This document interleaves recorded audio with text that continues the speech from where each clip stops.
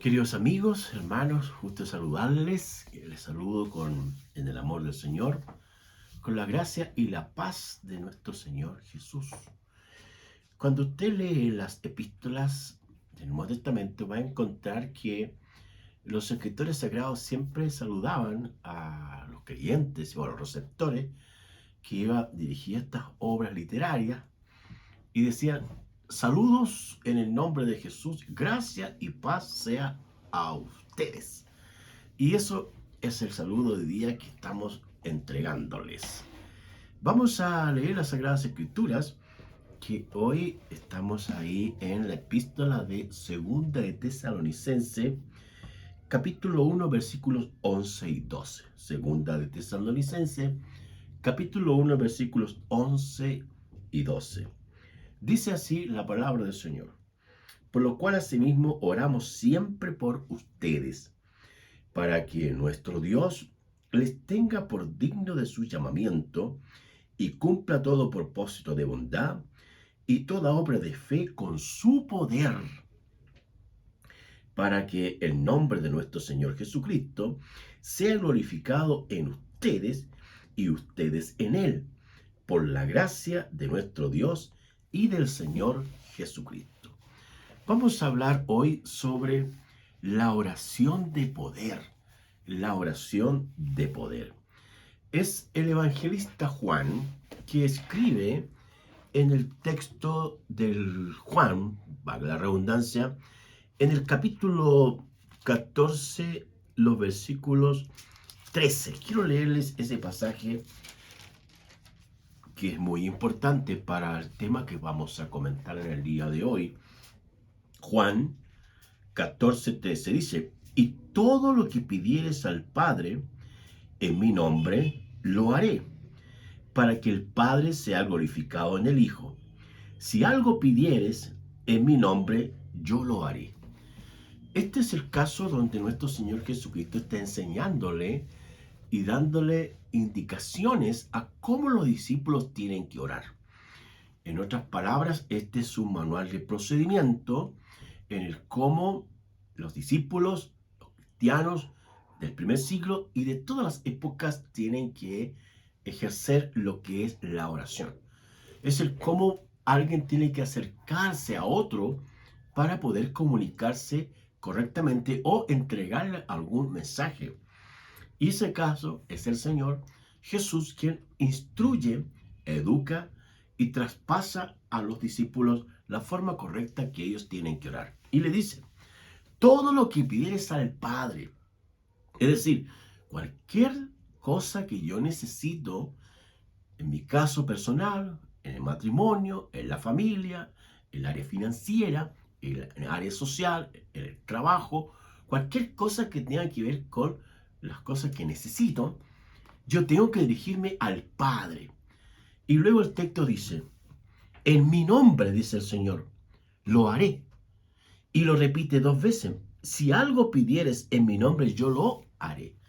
Entonces, cuando vamos a orar, este acto divino, sobrenatural, que el Señor Jesús le enseñó a sus discípulos, tenemos que hacerlo de esta manera, no de otra manera, no de otra forma. Porque si usted utiliza otra manera, otro canal, otra forma, se va a equivocar y no va a tener la respuesta que Dios quiere darle o entregarle según lo que usted necesite. Entonces, ¿cuál es la forma correcta de orar? Se tiene que orar al Padre, al Dios Todopoderoso. Y se tiene que hacer en el nombre de Jesús. Por ejemplo, si usted le dice: mi querido hermano, por favor, usted podría orar por este enfermo, Juan o María, como se llame. Entonces usted tiene que decir: Padre, en el nombre de Jesús, oramos por Juan o por María que está enferma. Y pedimos, Señor, que tú te glorifiques, que tú la sanes, que tú la levantes. En el nombre de Jesús. Amén. Cuando usted hace eso, ¿qué va a hacer? Va a ocurrir según el texto de Juan, que lo que Jesús dijo es que el Señor Jesús va a responder y va a hacer lo que usted está pidiendo. Ahora, entrando en la temática que uno puede observar acá en Segunda de Tesalonicenses, lo que es la oración de poder, el apóstol Pablo considera algunas verdades que los creyentes de Tesalónica tienen que aprender. La primera gran verdad es la dignidad del llamado. Este llamado tiene que ver directamente con que el Dios Todopoderoso, el Padre, el Señor de señores, el Rey de reyes, ha llamado a ciertas personas, como por ejemplo, Él llamó a Abraham. Y en cada llamado que Dios hace, Él tiene un propósito, un objetivo, una finalidad, un plan. Y lo llamó a Abraham y le dijo, sal de tu tierra y de tu parentela a la tierra que yo te mostraré. Sin lugar a dudas que este hombre escuchó el llamado de Dios e hizo conforme a ese llamado. Dios llamó también a Moisés. Moisés tuvo la tremenda bendición de sacar al pueblo de Israel de allá de Egipto históricamente y conducirlo a la tierra prometida. Él no entró a la tierra prometida, pero ese es un tópico de otra realidad que no abordaremos en el día de hoy. Dios llamó también a Josué para conquistar la tierra prometida y luego distribuirla a las tribus que formaban el pueblo histórico de Israel. Dios llamó al apóstol Pedro. Jesús llamó al apóstol Pedro, que él era pescador, y obviamente dice el texto que al instante dejó las redes y siguió al Señor Jesucristo y fue un apóstol, un pastor, un predicador que trabajó directamente con los judíos. Dios llamó al apóstol Pablo, para evangelizar a los gentiles.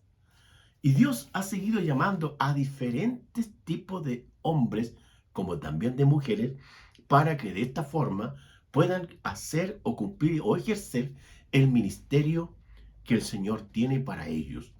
Y el gran ministerio, el propósito macro, mega, más grande de todos, es el llamado a la salvación. Las Sagradas Escrituras dicen que el hombre está perdido, que el hombre está muerto en delitos y pecados, que el hombre está bajo la ira de Dios. Y es por eso que en ese escenario viene nuestro Señor Jesucristo y Él muere en la cruz del Calvario y todo aquel que cree en Jesús, todo aquel que recibe a Jesucristo como Salvador y Señor, pasa a ser un hijo de Dios y va a ser una persona salvada de el castigo eterno que Dios tiene preparado para los que no escuchan la palabra del Señor ni obedecen tampoco al Evangelio de Dios. En segundo lugar, la oración de poder se relaciona con las obras de fe. Las Sagradas Escrituras, allí en el texto de Hebreos 11, menciona una serie de elementos de acción de fe donde los creyentes de mucho tiempo de la Escritura han desarrollado, han vivido, han practicado la fe. Y dice, por mencionar algunos ejemplos, la fe en Cristo tiene vida.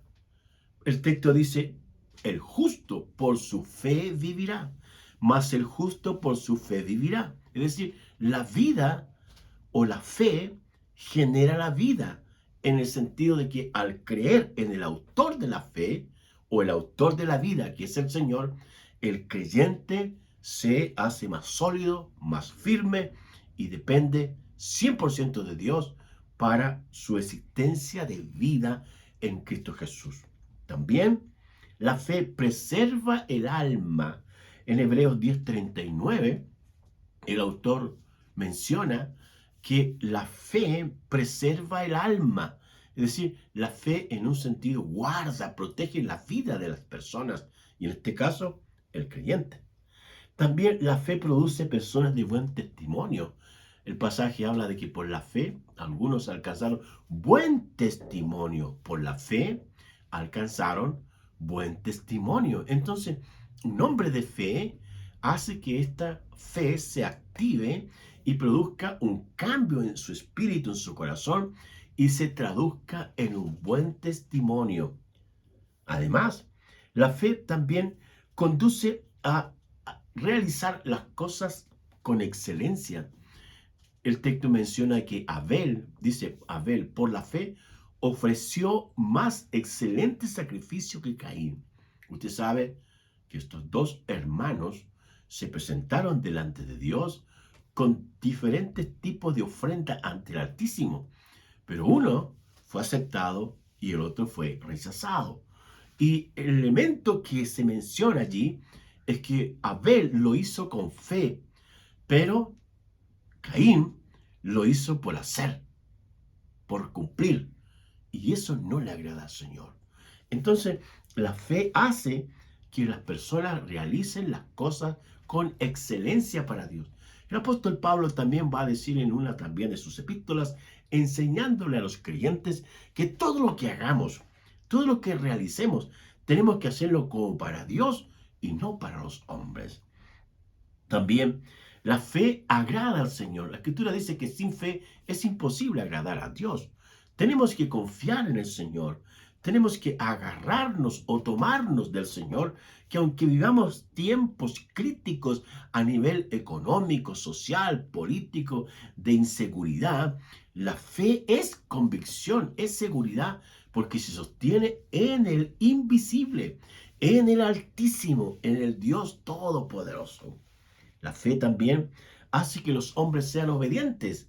Ya mencionamos un poco el caso de Abraham, que Abraham, Dios le dijo, sal de tu tierra y tu parentela. ¿Qué es lo que hizo Abraham? Obedeció a la voz del Dios Todopoderoso. Muy bien, el tercer punto de la oración de poder es que la oración glorifica, exalta y honra al Señor. Cada vez que estamos orando, estamos conversando con Dios, estamos expresando lo que sentimos o traemos al Señor, nuestras cargas, nuestras preocupaciones, o también oramos por otras personas que están pasando enfermedad, algunos, situaciones difíciles, otros, y que necesitan de la oración. Y la oración, como hemos dicho, se hace al Padre. Recuerden cuando el Señor Jesús, los discípulos, también les dicen que el Señor les enseña a orar, así como Juan el Bautista le enseñó a los discípulos. Y el Señor dice, ustedes orarán así, Padre nuestro, ¿ve? Primero el Padre, y después el Señor Jesús hace una precisión y dice, todo lo que pidieres al Padre, en mi nombre, en mi nombre. ¿Cuál nombre? En el nombre de Jesús, en el nombre de Jesús.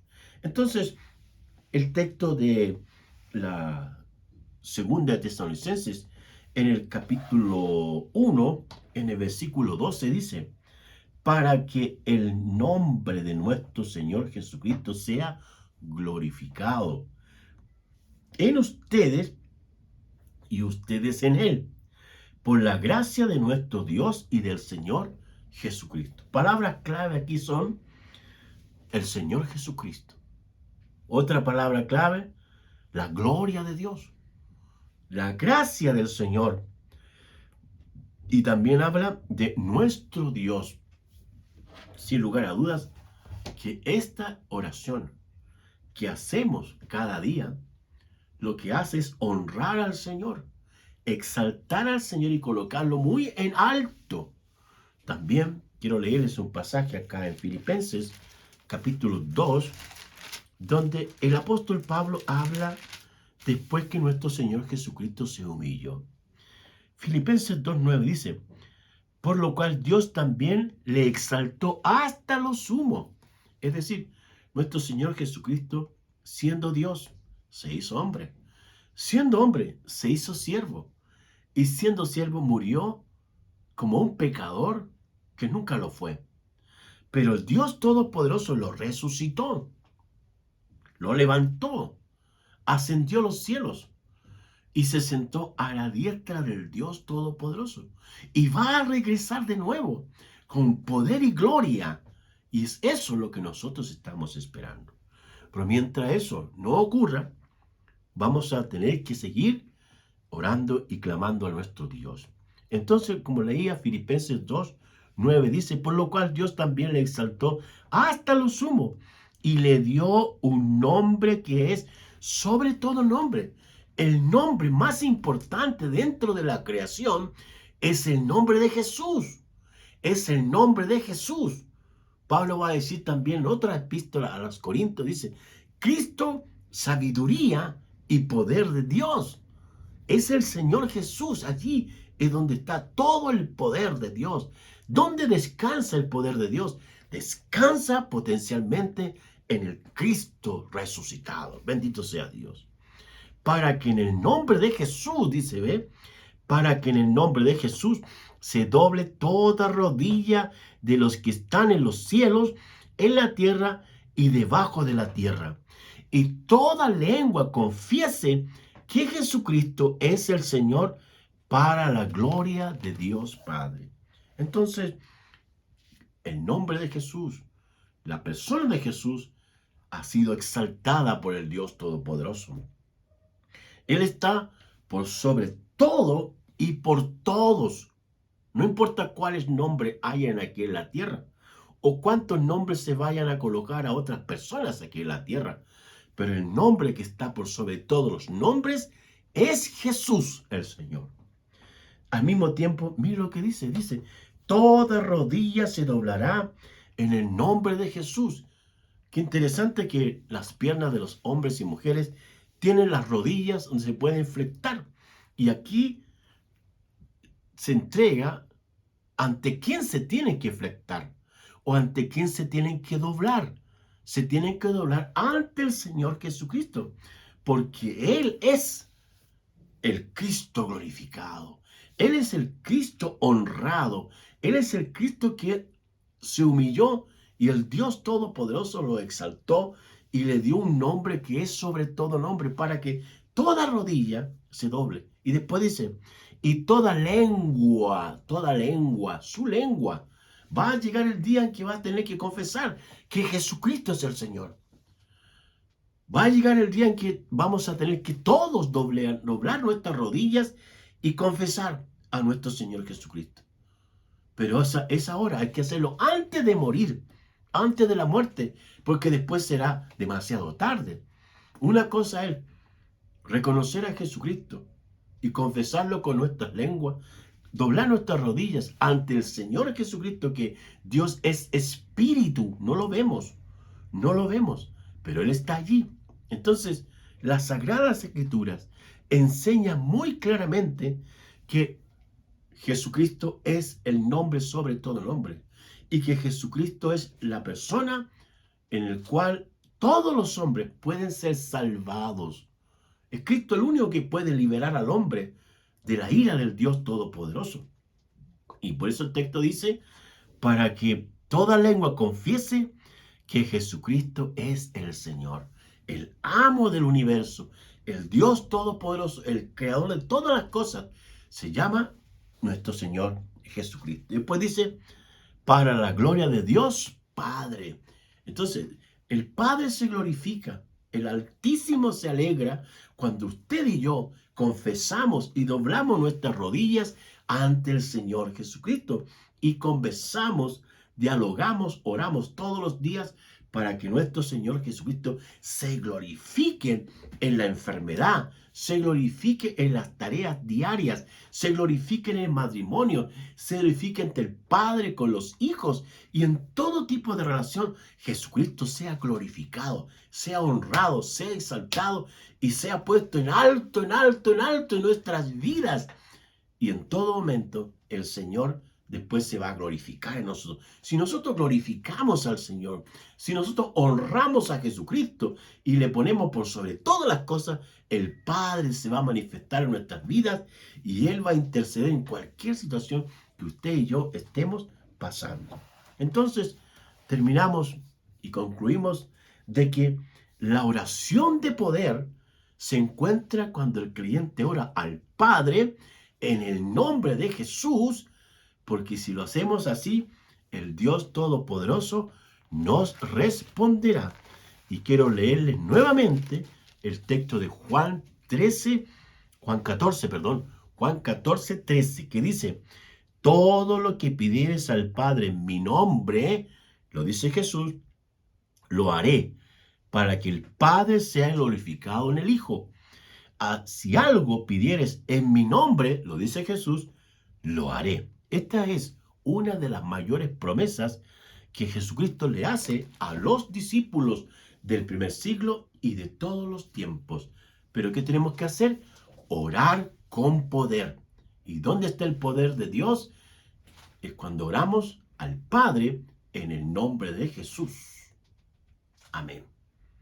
Querido Dios, te damos muchas gracias por este momento tan hermoso y especial, porque la oración no es una verdad cultural, no es una verdad de un país, no obedece a libros humanos, sino que la oración es una verdad, un principio, un acto poderoso, Señor, porque se hace al Padre, se dirige al Padre, se dialoga con el Padre y se realiza en el nombre de Jesús. Y como dijo el Señor, si alguna cosa pidieres al Padre en mi nombre, tú lo harás. Por eso, Padre, oramos por paz por nuestro país Chile. Oramos por bendición, derramamiento del Espíritu Santo para la Iglesia Cristiana de Chile. Oramos por reconciliación en el nombre de Jesús. Reprendemos las tinieblas de este país, toda inmoralidad, toda hechicería, toda idolatría, todo adulterio, toda fornicación, todo hurto, toda violencia, todo asesinato, lo reprendemos en el nombre de Jesús. Padre, oramos en el nombre de Jesús y oramos, Señor, creyendo que tú respondes nuestras oraciones, porque tú lo dijiste, todo lo que pides al Padre, en mi nombre lo haré. Señor, bendícenos y ayúdanos. Oramos, Padre, en el nombre de Jesús. Amén. Que el Dios Todopoderoso te bendiga. En el nombre de Jesús. Amén.